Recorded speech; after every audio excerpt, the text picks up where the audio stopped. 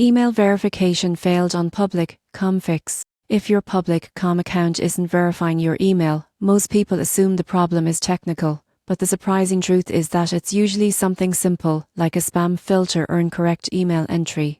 With the right approach, you can fix this quickly. Step 1. Check all email folders, including spam, junk, and promotions. Publiccom verification emails sometimes get redirected, so it's essential to check thoroughly. Step 2.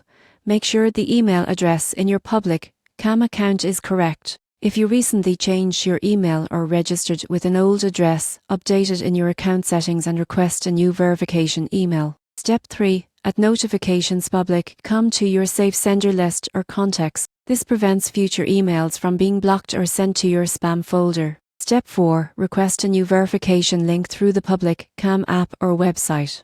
Avoid sending multiple requests in quick succession, as this can temporarily pause the verification process. Once verified, consider enabling two-factor authentication for added security. This ensures all future emails arrive safely and helps protect your account from unauthorized access. Following these steps guarantees that your Publiccom email verification is completed efficiently, giving you full access to investing, social features, and account management. Paying attention to your email and account settings is the key to a seamless verification experience.